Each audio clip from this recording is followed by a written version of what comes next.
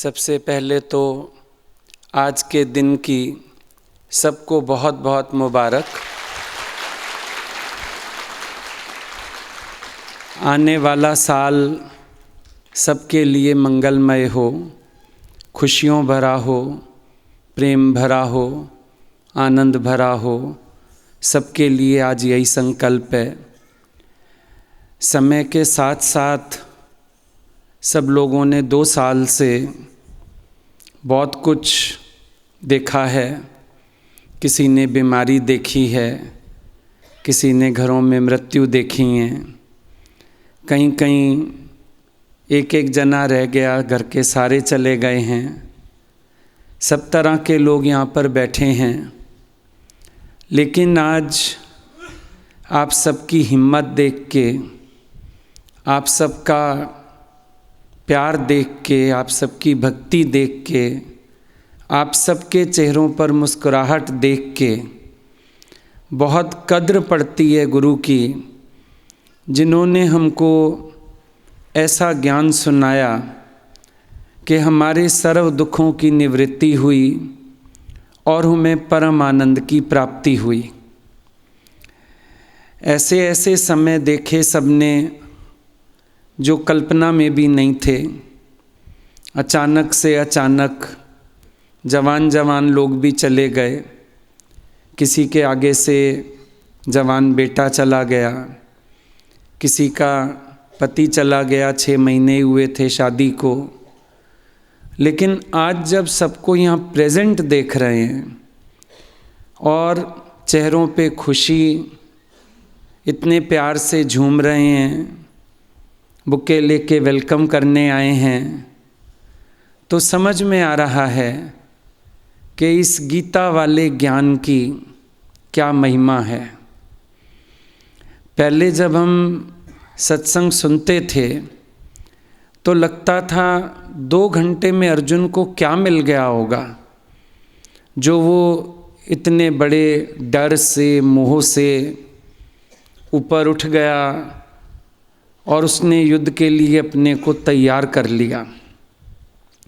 आज अपने अपने जीवन में समझ आता है कि कैसे ये ज्ञान बड़ी से बड़ी परिस्थिति का सामना करने की ताकत दे देता है। कैसे इस ज्ञान की समझ की हर एक को ज़रूरत है। हर एक राही को सत्संग की ज़रूरत है। और नया साल भले तारीख के हिसाब से आज चढ़ा है, लेकिन हमारा तो नया साल, नया दिन उस दिन शुरू हुआ जिस दिन हम सतगुरु की शरण पहुँचे थे। और उसके बाद नया साल शुरू हुआ जब अपने आप को नया पाया। सब कहते हैं हम पहले वाले होते, हम रो रो के पागल हो गए होते। हम पहले वाले होते, हम जिंदगी भर ना हंसते। हम पहले वाले होते, हम बहुत उलझे हुए होते। लेकिन आज हम खुश हैं, मौज में हैं। भगवान का भाणा मीठा करना आ गया है। जितनी खुशी से भगवान की मिली हुई दात को स्वीकार किया था, उतनी खुशी से अर्पण करने की हिम्मत भी आ गई है। पहले अर्पण करने की हिम्मत नहीं थी। लगता था मेरी चीज़, मेरा बेटा, मेरा घर, मेरा धन, मेरे पदार्थ। आज पक्का करा दिया गुरु ने पहले से, सब कुछ तेरा ही तेरा तेरा। नानक जी ने तौला था, जब उनके पास आया था ग्राहक, दुकान खोल के दी गई थी उनको, और ग्राहक ने मांगा अनाज, तौलने लगे।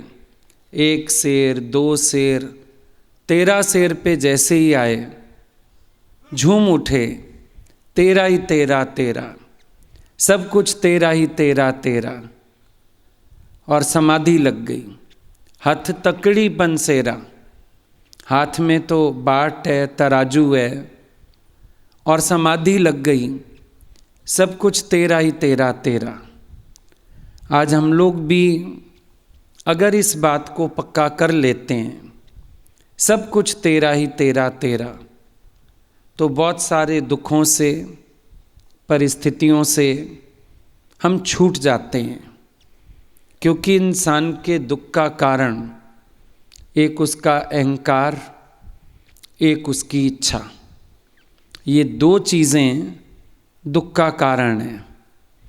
जहाँ जहाँ ईश्वर को भूलते हैं, फिर अपना अहंकार दिखाते हैं, मैं, और जहाँ ये मैं आई, ईश्वर को ये पसंद नहीं आती है। अहंकार विनाशक है, समर्पण तारणहार है। जहाँ अभिमान की भावना आ जाएगी, कुछ भी अभिमान, आप देखोगे अहंकार काम खराब करता है। बड़ा लाइवली एग्जाम्पल है, आप स्कूल में इम्तिहान में लिख रहे हैं, क्वेश्चन का आंसर लिख रहे हैं, लिखते लिखते ख्याल आ गया, मैं बहुत अच्छा लिख रहा हूँ, वहीं भूल जाओगे। क्या लिख रहा था याद ही नहीं है। और जब आप नहीं होते हो, मैं याद नहीं होती, फ्लो में कलम चलती जाती है। आप बोल रहे हो मैं आज बहुत अच्छा भाषण दे रहा हूँ, ज़बान लड़खड़ा जाएगी। आप गुम हो, कौन बोल रहा है अंदर से, अपने आप काम हो रहा है। करन करावन आपे आप, मानुष के कछ नाई हाथ। लोग कहते हैं बीमारी आई, डर आ गया। हम कहते हैं डर नहीं, समर्पण आना चाहिए।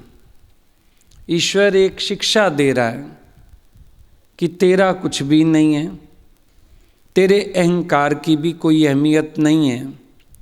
जहाँ मैं जरा सी अपनी भ्रिकुटी भी उठा दूँ, सारा खेल बदल जाता है, एकदम चेंज हो जाता है। अभी कह रहा था मैं, अभी पड़ा है मुर्दा। अभी कह रहा था मेरा, अभी तो खुद ही खाली हाथ चला जा रहा है। समर्पण की भावना आ जाए, इसमें आप अपने को निश्चिंत महसूस करते हो। आपने देखा भी होगा और सबके घर में होगा भी, इंश्योरेंस। आजकल तो घर का भी, चीज़ों का भी, शायद मोबाइल का भी इंश्योरेंस होने लगा है। महंगे महंगे हैं ना। अपने जीवन का भी कराते हो, LIC, सब कराते हैं इंश्योरेंस। बाहर की इंश्योरेंस या इंश्योरेंस कंपनी चलो नुकसान की भरपाई कर देगी, नुकसान के डर से नहीं निकाल पाएगी। जो अंदर धक लगती है, अंदर पीड़ा होती है, वो इंश्योरेंस समर्पण की भावना से होती है। हमारे दादा भगवान के समय में एक आदमी आया सत्संग में। उस ज़माने में दादाजी आपकी दुकान का 50,000 टैक्स पड़ा है और मैं भर के आया हूँ अभी। दादाजी मुंह देखने लगे, मेरी कौन सी दुकान भाई, 50,000 टैक्स क्या बोल रहा है। बोला उधर है नहीं आपकी दुकान। दादा समझ गए अपनी दुकान की बात कर रहा है। बोला अगर मैं इसको मेरी मानता और इतना मेरे ऊपर टैक्स पड़ता, मुझे हार्ट अटैक ही आ जाता। लेकिन क्योंकि मैं तन मन धन सौंप के बैठा था, मैं आपका समझ के काम कर रहा था, जैसे ही टैक्स पड़ी मुझे लगा दादा के घर टैक्स पड़ी, दादा जाने, बचपन से सिखा रहे हैं, तन मन धन सब तेरा, तेरा तुझको अर्पण, क्या लागे मेरा। लेकिन हम इस बात को अगर जीवन में अनुभव कर लें तो हमारे पास दुख का कारण ही नहीं है। ये तीन तो चीज़ें हैं, एक तन, इसका बीमारी, रोग, मौत, यही सब तंग करता है, बुढ़ापा। एक मन उल्टे सीधे ख्याल लाता है, एक चलता है विचार धन का। इस फील्ड से बाहर तो आप हो ही नहीं, सिर्फ तन, मन और धन। अब आपको सिखा दिया गया, आरती गाओ और बोलो तन मन धन सब तेरा, तेरा तुझको अर्पण क्या लागे मेरा। अगर हम इतनी सी बात समझ जाएं, सारे दुख खत्म है नहीं है। और ऐसे तो एक गाड़ी को भी खरोंच आती है तो यहाँ खरोंच लग जाती है, लड़ने मरने को तैयार हो जाते हैं। खाली बोलो नहीं, अंदर से एक्सपीरियंस भी करो। गुरु का काम है, केवल लेक्चर नहीं करेगा वो, पर जो वो लेक्चर करता है उस पे आपको खड़ा भी करता है। आज का दिन बहुत अच्छा चढ़ा, साल 22, 2 और 2 दोनों साथ साथ, मतलब एक तो साथ ना छूटे, दूसरा गुरु अनुगामी नहीं सहगामी बनाता है। संत करे आप समान, पारस और संत में बड़ो अंतरो जान। वो लोहा कंचन करे पर संत करे आप समान। अगर पारस को देखोगे लोहे को सोना बना देगा, पर कभी नहीं सुना होगा पारस ने लोहे को पारस बनाया। पर ये संत होते हैं जो करें आप समान, सबको अपने जैसा बना देते हैं। जो भी शरण आ जाता है उसको अपने जैसा बना देते हैं। वो ये नहीं कहते मेरे पीछे पीछे चलो, वो कहते हैं मेरे साथ साथ चलो। सब सोचते हैं हम फॉलोअर होने के लिए आ जाएं, सब सोचते हैं हम भक्त होने के लिए आ जाएं, सब सोचते हैं आप आगे चलो हम आपके पीछे पीछे चलें। पर सच्चा गुरु कहता है नहीं, पीछे मत चलो, अनुगामी मत बनो, सहगामी बनो, मेरे साथ साथ चलो। जो मैं अनुभव करता हूँ तुम भी वही अनुभव करो। तुम भी अपने जीवन का हर पल आनंद में बिताओ, उत्सव में बिताओ, मौज में बिताओ, भगवान के प्रेम में बिताओ, अपने अंदर से समर्पण करके बिताओ। होता क्या है, जब हम अपनी कोई विल रखते हैं तो हम भगवान के किए में भी राज़ी नहीं रह पाते हैं, उलझते हैं। भगवान ऐसा क्यों किया, भगवान ऐसा तो नहीं करता। गाते हैं सीताराम सीताराम सीताराम कहिए, जहीं विधि राखे राम तहीं विधि रहिए, लेकिन रहते नहीं हैं। थोड़ी थोड़ी देर में परेशान हो जाते हैं, थोड़ी थोड़ी देर में उलझ जाते हैं, फिर भगवान को शिकायत करते हैं, उलाहना देते हैं, चिंताएं करते हैं। अब चिंता भी कौन करे, जो अपने को कर्ता भोक्ता जानता है, भगवान के किए में राज़ी नहीं है, चिंता भी वो करता है। वरना चिंता करने के लिए क्या है, सो साहिब चिंता करे जिस उपाया जग। वो भगवान बैठ के चिंता करे जिसने ये संसार उत्पन्न किया है। हमें चिंता करने की क्या ज़रूरत है, हमें फिक्रमंद होने की क्या ज़रूरत है। कई लोग शनिवार से भी डरते हैं। आज तो साल का आरंभ भी शनि से हुआ। अब शनि जो हैं वो भी तो देव हैं, शनि देव माना जाता है, लेकिन छवि हमने गलत बनाई। वरना तो शनि शांति समान भी है। आपके ऊपर है, आप मंगल वाले दिन भी अमंगल कर सकते हो और शनि वाले दिन भी शांति मना सकते हो। ये तो आप पे डिपेंड करता है। बेचारे शनि देव जी का क्या कसूर, बार बार बोलेंगे, क्रोध करेगा, कोई शनि चढ़ गया इसको। ऐसे देवताओं को क्यों बदनाम करते हो? शनि देव हैं, शांति समान भी हो सकते हैं। मंदिर में प्रार्थना गाई जाती है, माता की स्तुति होती है ना, सोम सोम दे भरे भंडार तेरे। उसमें कहते हैं शनि शांति दे होन समान माता, शनि शांति के समान हो।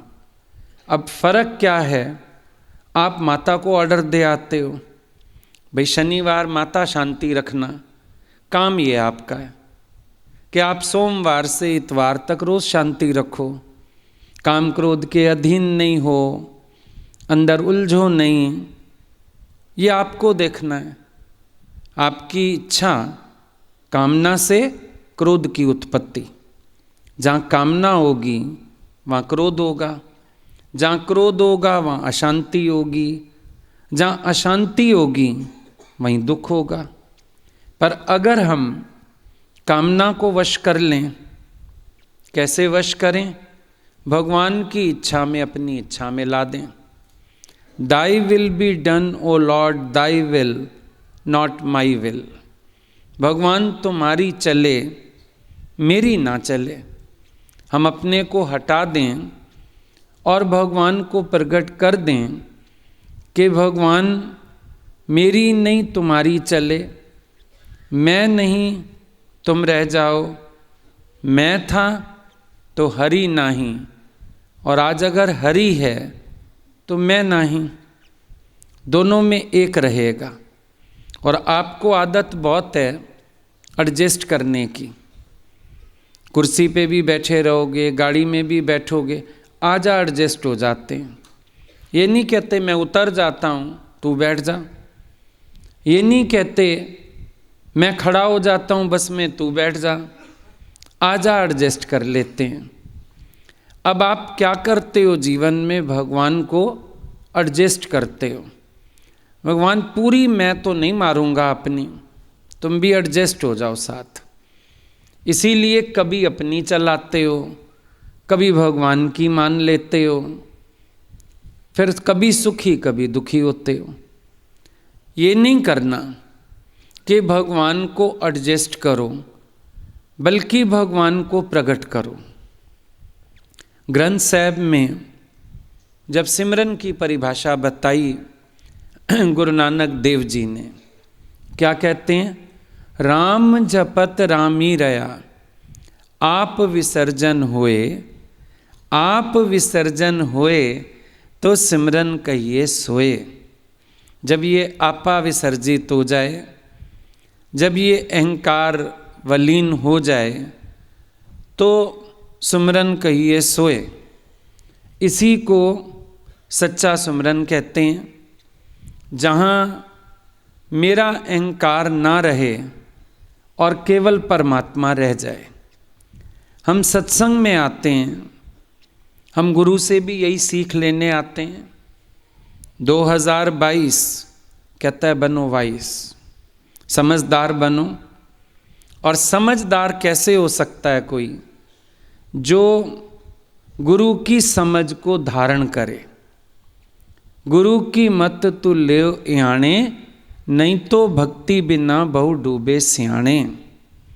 गुरु की मति को धारण करना पड़ेगा, उसके बिना कोई समझदार नहीं हो सकता है। क्योंकि संसार में जितनी भी समझ है वो व्यवहार तो चला सकती है, लेकिन सांसारिक समझ कभी आपके भीतर की सृष्टि को नहीं बदल सकती है। आपके भीतर निर्विकार नहीं बना सकती आपको, आपके अंदर प्रेम नहीं जागृत कर सकती। इसीलिए सच्ची समझदारी गुरु की समझ धारण करने में है। गुरु की मति क्या है वो लो। 2022 में वाइस बनना है। वाइस बनने के लिए गुरु की समझ, और जब गुरु की समझ धारण कर लेंगे तो जीवन अपने आप नाइस हो जाएगी। फिर चाहे भगवान आ जाए करने सुपरवाइज, वो भी खुश होके जाएगा कि मेरे बच्चे सब बहुत समझदार, बहुत सियाणे, मेरी रज़ा में राज़ी रहने वाले। क्योंकि वाइज व्यक्ति वही है जिसने गुरु वचनों को अपना लिया। आप सब भी जानते हो संसार में हम कितने पढ़े लिखे थे, कितने होशियार थे, लेकिन गुरु की समझ के सिवाय हमारे जीवन में कुछ था नहीं। आज गुरु की समझ मिली तो पता चला असली समझ क्या है। वहाँ तो समझदारी का अहंकार, दूसरों को नीचा दिखाने के लिए अपनी समझ का प्रयोग, यही कुछ होता रहता था। और अभी समझदारी किस बात में है? अपने आप को बनाने में, अपने आप को मोड़ने में, अपने आप को चेंज करने में।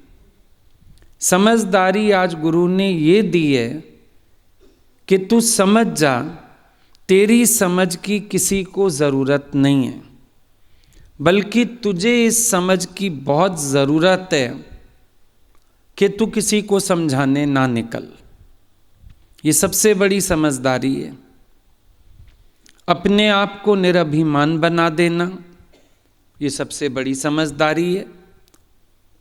अपने मन में किसी तरह का अनुमान ज्ञान ना उठने देना, बहुत बड़ी समझदारी है। क्योंकि अनुमान ज्ञान से कर्म बनते हैं और बहुत बनते हैं। दूजा ना देखना, बहुत बड़ी समझदारी है। विकारों के अधीन ना होना, बहुत बड़ी समझदारी है। तो गुरु आपको वाइज बनाना चाहता है। संकल्प नए साल के पहले दिन सब कोई ले लेता है, बहुत सारे संकल्प लेते हैं, बहुत सारी बातें सोचते हैं, लेकिन बढ़ते समय के साथ साथ फिर भूल जाते हैं। अगर 31 दिसंबर को हम हिसाब पूछें, कईयों को तो अपना संकल्प भी याद नहीं होता है। जो संकल्प तुमने लिया उसको रोज दोहराओ, विचार करो, अनुभव करो, अपना हिसाब खुद लो। ये भी एक समझदारी है। हम अपना हिसाब खुद से लें और अपने आप को कहीं भी ढीला ना पड़ने दें। बहुत बार ऐसा होता है, हम मन के अधीन हो रहे होते हैं, लेकिन समझ नहीं पाते कि ये मन की अधीनता है। बहुत बार हम अपनी बुद्धि चला रहे होते हैं, पर हम स्वीकार नहीं कर पाते कि ये मेरी व्यर्थ की बुद्धि की खेचल है। मन कुछ देखता है, उसके बारे में सोचता ज़रूर है, कुछ सुनता है, उसके विषय में सोचता ज़रूर है। अब सही बात तो ये है, आँखों देखा भी गलत हो सकता है, कानों सुना भी गलत हो सकता है। हमें कंट्रोल करना चाहिए। किसी भी बात में जो हमारा चिंतन चलता है, उससे हमें अपने को रोकना चाहिए, क्योंकि चिंतन अनुमान में ही चलते हैं। सोच लिया, कुछ भी विचार कर लिया, कुछ भी देख लिया, झटपट दिमाग चलना शुरू हो जाएगा, कुछ कुछ भी सोचने लगेगा। एक दिन कोई मिलने आया था गुरुजी से, तो थोड़ी उनकी तबीयत ठीक नहीं थी, चाय वगैरह गिर गई थी पैर पे, ठीक नहीं थी तबीयत। अब थोड़ा जड़ तो ज्ञानी भी नहीं है, पीड़ा भी होती है, परेशानी भी होती है, इरिटेशन भी होती है, गर्मी के दिन भी थे, उलझन होती है। कोई मिलने आया, अब मिले भगवान, प्यार से बात भी की, भेज दिया। बाहर आके बोलती है लड़कियों को, कोई बात हुई है क्या? भगवान को बात जब पता चली, उन्होंने बोला तुम लोग गुरु के विषय में भी अनुमान लगा लेते हो कि अगर नहीं शरीर ठीक है। अच्छा, कभी मूड भी नहीं होता इंसान का, हमेशा एक मूड तो नहीं होता, हमेशा शरीर भी स्वस्थ नहीं होता। ये तो अपने को ज्ञानी चलो खींचता रहता है सबके सुख के लिए, लेकिन उसमें भी अनुमान ज्ञान लगा लेते हैं। कोई बात हुई होगी, फलानी बात होगी, फलानी बात हुई होगी, इस बात से ये बात होगी, इसमें भी तो कर्म बनते हैं। तब समझ आया गुरु के पास आके भी मन शुद्ध नहीं है पूरा, वहां भी अनुमान ज्ञान की सृष्टि चलाता रहता है। किसी ने गुस्सा चढ़ाया होगा, क्रोध होगा, फलानी बात होगी। भगवान ने बोला ये देखो, ये श्रद्धा नहीं लेके आते, ये अश्रद्धालु व्यक्ति है। पास भी बैठा और कर्म भी बनाया, पास भी बैठा और रिएक्शंस दे के चला गया, पास भी बैठा और 4 पाप उठा के चला गया। तो ये मन का स्वभाव हुआ ना। अब ऐसे में मन कहेगा मैं वाइज हूं, मैंने ना सेंस कर लिया एटमॉस्फेयर, मेरे को समझ आ गया गुरु जी के पास बैठ के आज मूड ठीक नहीं था। मन ये कहेगा मैं वाइज हूं, पर है सबसे बड़ा बेवकूफ। वैसे कहता है लीला, वैसे उसने मूड सेंस कर लिया, तो वाइज कहां हुआ? ऐसे देखो कितना सारा अज्ञान होता है और हम अपने को मानते हैं वाइज, हम ज़्यादा समझदार हैं, हम बहुत होशियार हैं, हम बहुत अक्ल वाले हैं।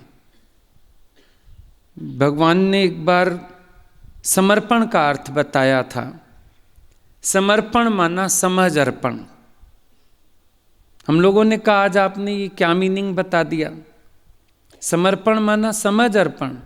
बोला हाँ, ये तुम्हारा जो अंदर वाला कहता है ना मेरी समझ, अपनी समझ पे भरोसा बहुत है, अपनी समझ पे विश्वास बहुत है, अपनी समझ इतनी पक्की है, कोई बाहर से बता भी देगा ना, नहीं ये बात नहीं, ये बात थी, नहीं नहीं मुझे तो पता है, अपनी समझ पे भरोसा है। बोला इस समझ को अर्पण करो भगवान को, क्योंकि इस समझ पे बड़ा विश्वास रख के चलते हो। लगता है मेरी समझ सबसे ज़्यादा, मेरी समझ सबसे अच्छी, मैं बहुत समझा हुआ हूँ, ये समझ अर्पण कर देनी है, ये समझ भगवान को देने की है। यही समझ चालाकियाँ करवाती है, होशियारियाँ करवाती है।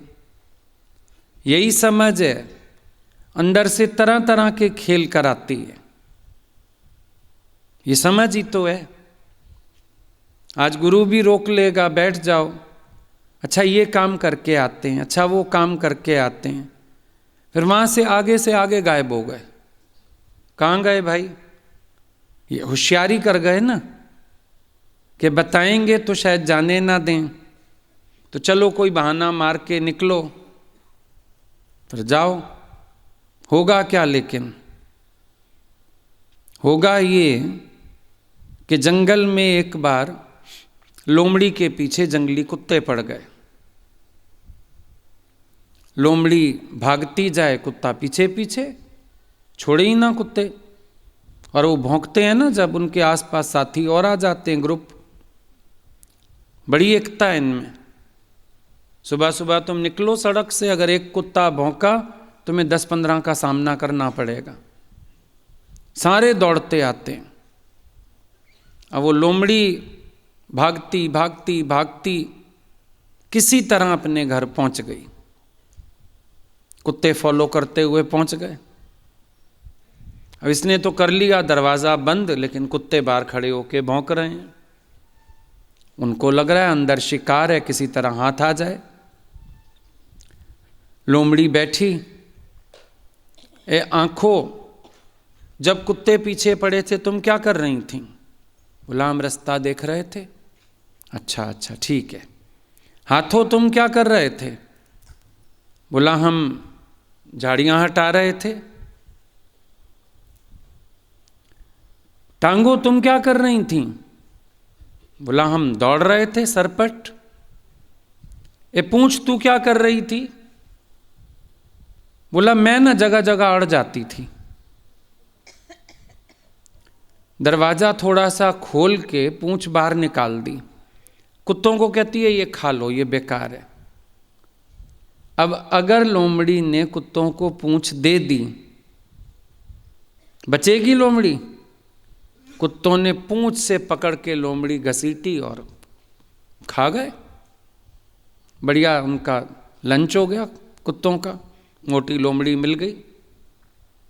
इंसान पूंछ देता है संसार में, पूंछ की बीमारी है ना। कल मेरे को कौन पूछेगा, कल मेरे को आदर नहीं मिलेगा, मेरे घर लोग नहीं आएंगे, इस पूंछ के चक्कर में तो कहाँ कहाँ भागते हैं। शरीर में जान हो ना हो, मन में भक्ति की तारें टूटें तो टूटें, गुरूर छूटे तो छूटे, पर दौड़ें, पूंछ दे के आए एक बार। पूंछ होगी ना फिर सब कहेंगे बहुत अच्छा है, आया था, निभाता है। तो जब देने जाते हो पूंछ, वो लोग सारी लोमड़ी घसीट लेते हैं। जाओ भाई। और हम भी जब ये देखते हैं कौतुक कि कोई पूंछ देने गया है संसार में, गुरु भी दरवाज़ा बंद कर लेता है। अब जा तू संसार में ही भटक ले, तेरे रस वही, तेरा शौक वही, कर तू वही काम कर। हम क्या करें बिठा के? हमारे पास वो आए जिसको अपने अंदर ये भावना हो कि गुरु तुझ जैसी बने ये जीवन मेरी। वाइज कौन है? जो वैराग वृत्ति धारण करे। वाइज कौन है? जो इस मौके का फायदा उठाए कि गुरु मेरे को आप समान बनाना चाहता है, मैं भी मेहनत कर लूं, मैं भी समर्पित हो जाऊं, मैं भी लग के गुरु से ज्ञान ले लूं, मैं ये समझ धारण कर लूं। वाइस तो वही है। मौका मिल रहा है जब, तो हम अपने पर कृपा करें ना। जिसको अपने पर कृपा नहीं है वो इस ज्ञान को धारण करने वाला नहीं हो सकता है। अपनी कृपा आप पे करे, सो सेवक गुरु की मत लेवे। जो अपनी कृपा अपने ऊपर करेगा वो गुरु की मति को धारण करेगा, वो गुरु के ज्ञान को धारण करेगा, उसका कल्याण होगा। या तो तुम बन जाओ वाइज, नहीं तो भगवान तुमसे खेलेगा आइस पाइस। हाँ, या तो तुम वाइज बन जाओ, हर घट में उसको निहार लो, उसको पहचान लो। नहीं तो भगवान क्या कर रहा है आज तक? खेल नहीं रहा तुमसे आइस पाइस, खेल ही तो रहा है। छुपन छुपाई चल रही है और असमर्थ रहते हो उसको ढूंढने में, जानने में। तो क्यों नहीं निश्चय की जोत जलाते हो? क्यों नहीं वाइज बनते हो? समझदार बनो। लोग डरा रहे हैं, ये साल और भी खतरनाक होगा, इस साल में और भी विनाश होंगे, फलान होगा। जिस भगवान ने तुम्हारी पिछले साल रक्षा करी, वो इस साल सो जाएगा क्या? व्यर्थ की बातें क्यों सोचते हो? व्यर्थ के प्रश्न क्यों लिख के देते हो? व्यर्थ के ख्याल क्यों करते हो? और अगर आप बात करो ना विनाश और उत्पत्ति, इस सृष्टि में हर पल चल रहा है, वो नहीं चल रहा, हर पल हो रहा है। विनाश भी हो रहा है, उत्पत्ति भी हो रही है। सागर में ही लहरें उठ भी रही हैं, लीन भी हो रही हैं। उत्पत्ति विनाश दोनों चल रहा है। शमशान घाट में अभी भी कब्रें जल रही होंगी, मुर्दे जल रहे होंगे। कब्रिस्तान में कब्रें अभी भी खुद के पड़ी होंगी। हो रहा है विनाश। पुराने पत्ते झड़ के विनाश को प्राप्त हो रहे हैं, नई कोपलें खिल रही हैं। डरते किस चीज से हो? घबराते किस चीज से हो? ये तो चल ही रहा है। तुम्हारे अपने सेल्स, अब तुम जो घर से आए थे सुबह, तुम वही वाले घर नहीं जाओगे। सेल डेड हो रहे हैं ना, पल पल मर रहे हैं ना सेल फेस के भी। फिर तुम जो आए वो वाले घर जाओगे ही नहीं तुम। अच्छा, तुम कह रहे हो मैं इस दिशा से आया, इस दिशा में जाऊंगा। क्यों? पृथ्वी घूम नहीं गई? उस दिशा में कहाँ जाओगे? अब दूसरी दिशा में जाओगे। विचार ही नहीं करते हो। उत्पत्ति प्रलय का खेल तो हर पल चल रहा है, इसमें क्या सोचना? महाविनाश हो जाएगा, हर बार ही होता रहता है। कभी नदियों में बाढ़ है, कभी समुद्र में उछाल है, कभी बिजली गिरती है आकाश से, कहीं आग लगती है। अब मीडिया हो गया तो खबरें फैल जाती हैं, तो आप लोग ज़्यादा पैनिक हो जाते हो। पहले बीमारियां नहीं थीं, दुख नहीं थे, क्या नहीं था? बल्कि बीमारियों की पहचान नहीं थी, अस्पताल नहीं थे, दवाइयां नहीं थीं। अब तो समय और इम्प्रूव्ड है। डर किस चीज़ का? घबराहट किस चीज़ की? भूचाल आएगा तो भूचाल तो हर पल आ रहा है। भूचाल, धरती की चाल चल तो रही है वो। तुम सो जाते हो तब भी चल रही है, नॉन स्टॉप चल रही है। ऐसे ही डरते रहते हैं, सारे भविष्यवाणियां करते रहते हैं अपनी अपनी, और तुम डरते रहते हो। कहीं कोई भविष्यवाणी कर देता है, कहीं कोई भविष्यवाणी कर देता है। फिर क्या हुआ? हो गई सारी, सबकी बात पूरी हो गई? नहीं हुई। फिर घबराना कैसा? सोचना क्यों? अब इतनी बेकार की बातों में दिमाग ना लगाना, ये भी वाइज होने वाली बात है ना। मन किस में रखें? मन परमात्मा में रखें। मन इन बातों में क्यों रख रहे हो जो तुम्हारे हाथ में भी नहीं है? जो होना है वो होके रहेगा, नहीं होना है नहीं होगा। होवन हार होत स्यों जाने, प्रभ अपने का हुक्म पछाणे। देखो बैठ के, जो होना है वही होता है, जो नहीं होना है वो नहीं होता है। परमात्मा इतना रक्षक है, आगे से आगे होके बचा लेता है। फिर सोचने की जरूरत है, कोई ख्याल करने की आवश्यकता है। इस साल में भगवान के संग कदम से कदम मिला के चलना, जरा भी पीछे मत रहना। कदम से कदम मिला के चलना कि जो परमात्मा को मंजूर है वो मेरे को भी मंजूर है। जो तेरी इच्छा है वही मेरे लिए बहुत अच्छा है। बल्कि भगवान को कह दो, thy will be done O Lord, thy will, not my will.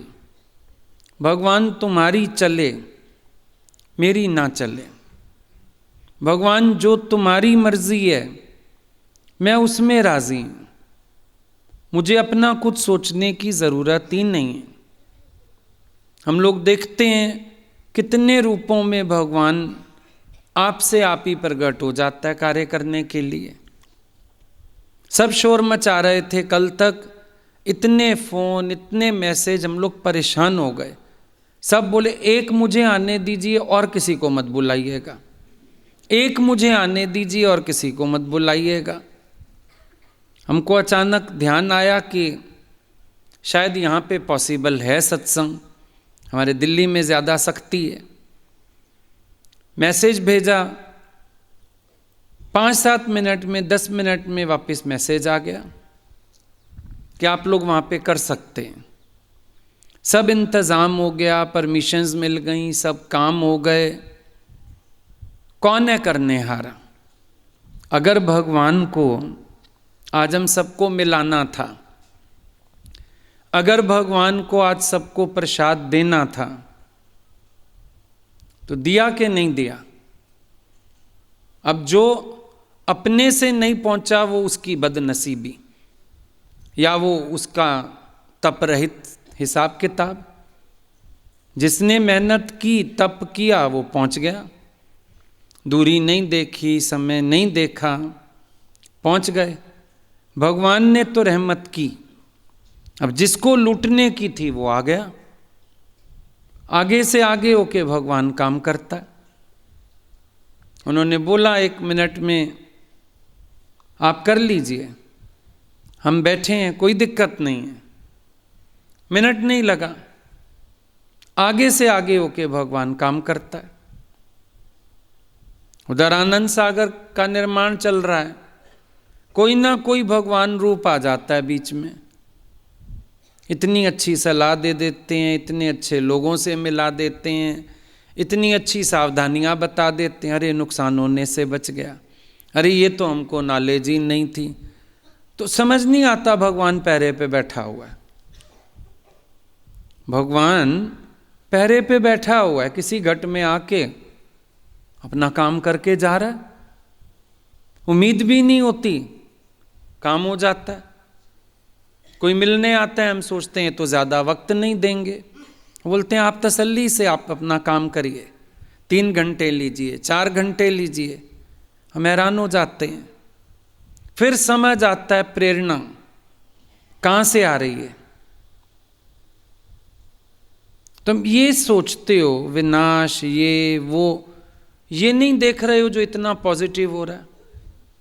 ये नहीं देख रहे हो भगवान पल पल पास में खड़ा है। ये नहीं देख रहे हो मेरा रक्षक हरदम जाग रहा है। रक्षक को क्यों नहीं देख रहे हो?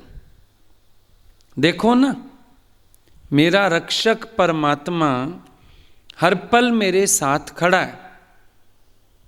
कभी अभिमान की भावना में भी मत आओ, मैंने किया, मैंने अपने आप को संभाला, मेरी बुद्धि काम करी। उस दिन बहुत अच्छी बात चली थी हम लोगों की कि अगर देवताओं को भी दैत्यों से लड़ना था, हराना था, तो उनको भी परमात्मा का साथ लेना पड़ा। देवताओं ने हमेशा भगवान से मदद मांगी है, उसके बाद जाके दैत्यों से लड़ाई की है। तो हमको भी जिस नेगेटिविटी से लड़ना हो, चाहे वो अपने अंदर के विकार हों, चाहे वो अपने अंदर का डर हो, चाहे वो परिस्थितियां हों, भगवान का साथ लेके चलो। जब भगवान साथ हो जाते हैं तो चाहे वो युक्ति करके भी जिताएं, देवताओं को जिता देते हैं। समुद्र मंथन में भी तो भगवान ने यही किया था, देवताओं को एक पंक्ति में, दैत्यों को दूसरी पंक्ति में। उनको अमृत पिला दिया देवताओं को, दैत्यों को बहाने से पानी पिला दिया। ये तो राहु केतु देख रहे थे दोनों कि ये तो मोहिनी स्वरूप जो है इसने गड़बड़ करी है कुछ। तो वो जाके देवताओं की पंक्ति में बैठ गए। अब भगवान को मजबूरन उनको पिलाना पड़ा। भाई तुम भी पियो, अब क्या करोगे, अमृत ही मिल गया उनको। इसीलिए देखो देवताओं की पूजा में, जब तुम्हारे यहाँ पूजा होती है, राहु केतु की पूजा साथ होती है, वो अमर हो गए अमृत पी के। पूजते हो ना नवग्रह देवता सब, उसमें राहु केतु की पूजा साथ होती है, वो अमृत पी गए थे। बाकी देवताओं की, उनकी दैत्यों की नहीं होती पूजा, वो मर गए पानी पी के। देवता अमर हो गए अमृत पी के। तो जब भगवान का संग लोगे, भगवान तुम्हें अमर तत्व देगा, अमृत, अमर तत्व। भगवान का साथ लोगे, भगवान तुम्हें दैत्यों से जिताएंगे। कितना भी शक्तिशाली हैं देवता, लेकिन दैत्यों से नहीं जीत पाते।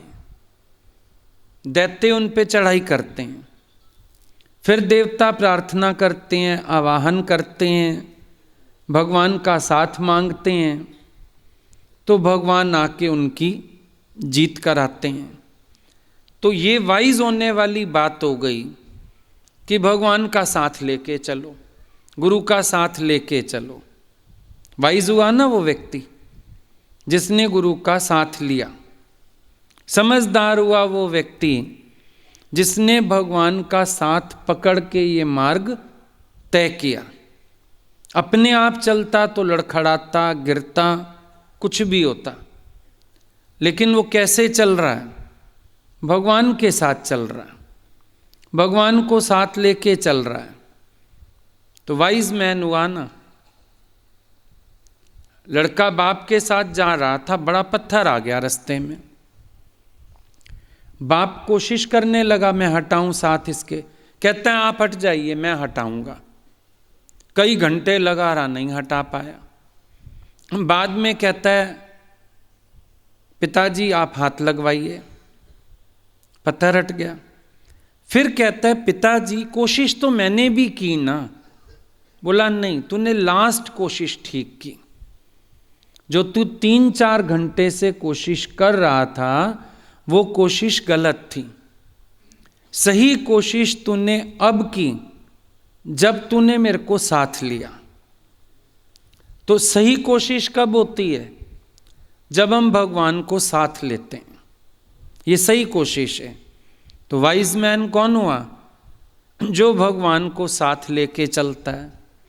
आप ही चलाओगे, आप ही कराओगे, जो आपकी मौज है, जैसा आप करवा दोगे, समर्पण करके चलता है, भगवान को साथ साथ लेके चलता है कि मेरी कोई हस्ती नहीं है, भगवान आप ही की हस्ती है। मेरा कोई कौतुक नहीं है, भगवान आपकी कृपा है। और हर काम से पहले भगवान को साथ ले ले। ये नहीं जब हारने लगो तब लो।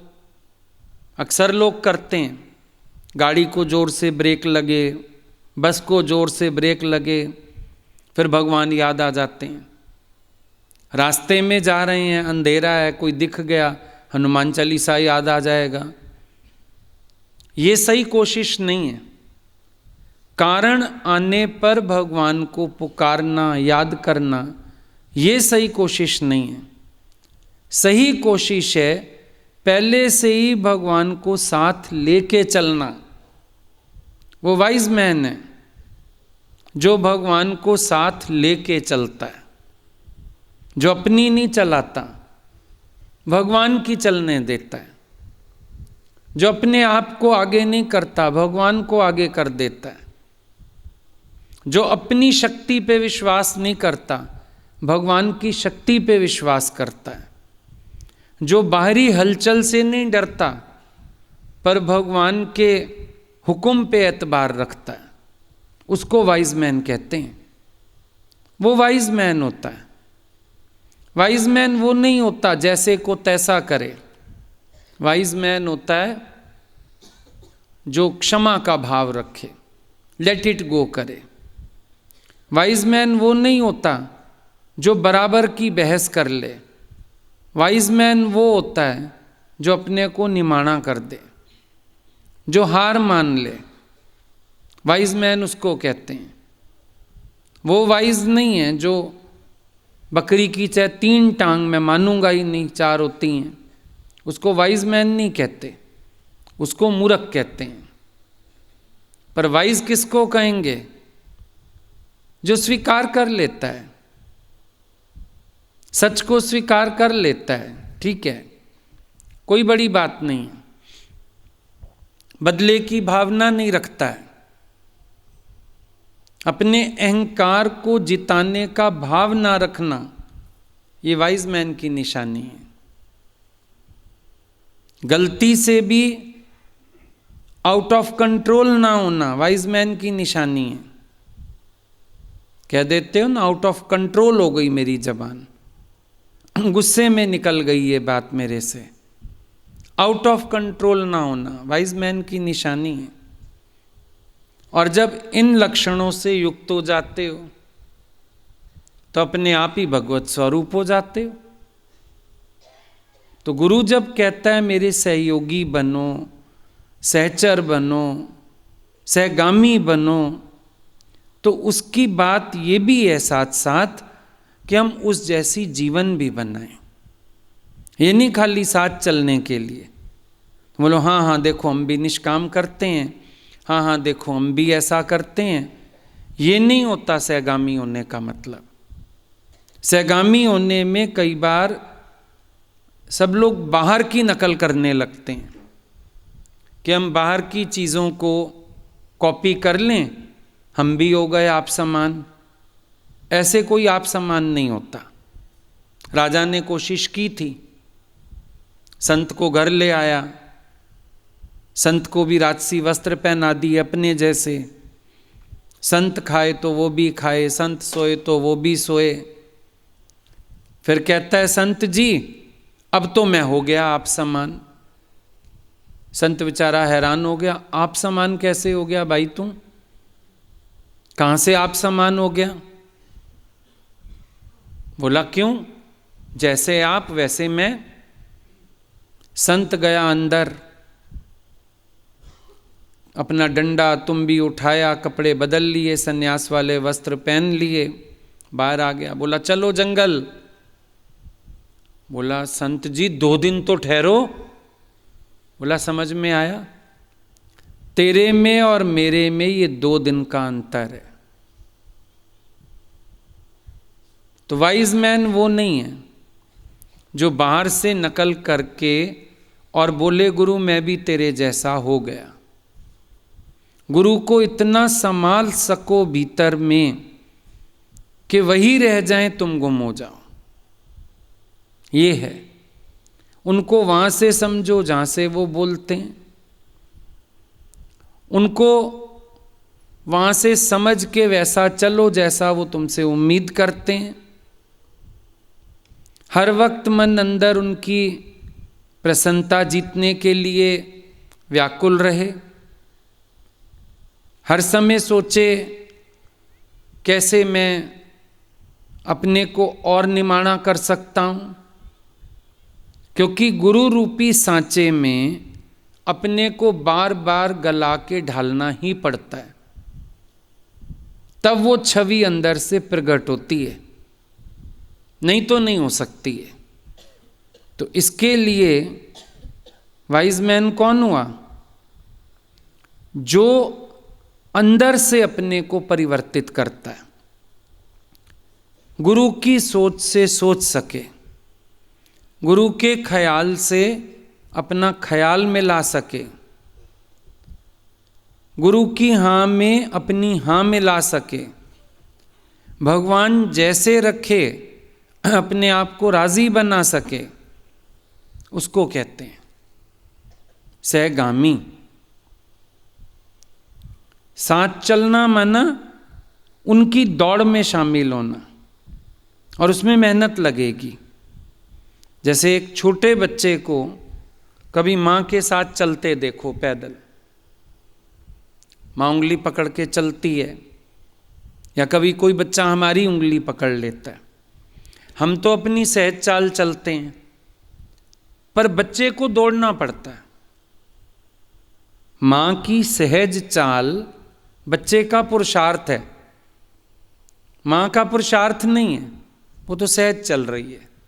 लेकिन बच्चे को अगर साथ चलना है, उसको पुरुषार्थ से चलना पड़ेगा, उसके बिना उसका गुजारा नहीं होगा। यही बात है। संतों के संग उनका तो सहज जीवन, सहज चाल, वो अंदर बाहर से सहज रहते हैं। हमारा पुरुषार्थ हो जाता है उनके साथ चलने में। अब हमने तो देख लिया, साधु बोले सहज स्वभाव, तो हम नहीं बोल सकते ना, हमें वाणी पे संयम करना है।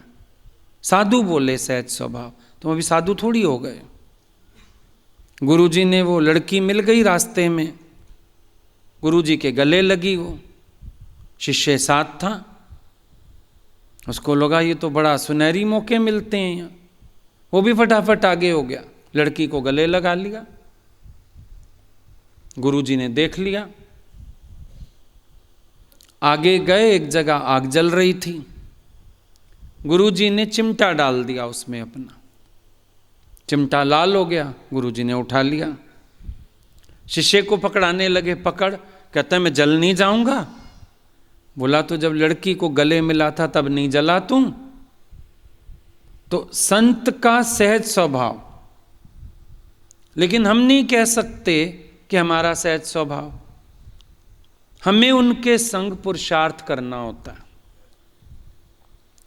हमें उनके संग चलते हुए अपने आप को बनाना होता है, अपने आप को मोड़ना होता है।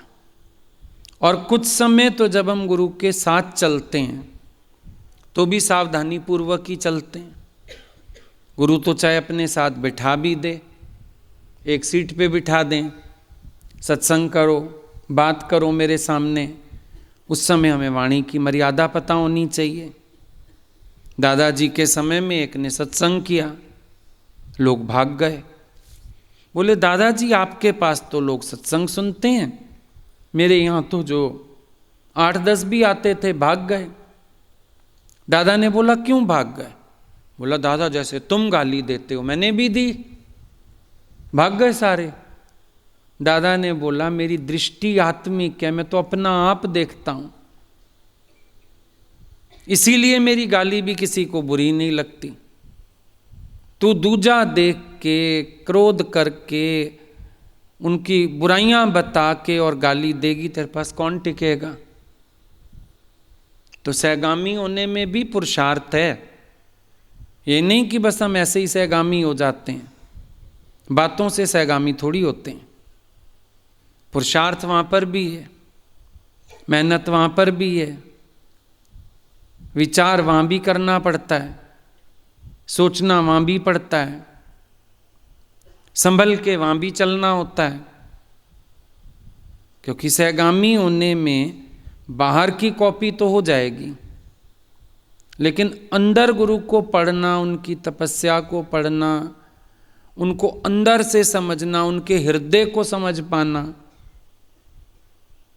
एक हम अपनी मोटी बुद्धि से उनको देखते हैं और एक हम उनके हृदय को पढ़ पाते हैं, जान पाते हैं, पकड़ पाते हैं, समझ पाते हैं, अंतर हो जाता है। लेकिन वाइज हो जाता है कौन? लहणा जैसा। लहणा वाइज बन गया ना, संग्रह के अंग से अंग लगा के लहणे को अंगद कर दिया। ज्योति से एक ज्योति को सतगुरु ने प्रकट कर दिया। गुरु ने ज्योत से ज्योत जला दी,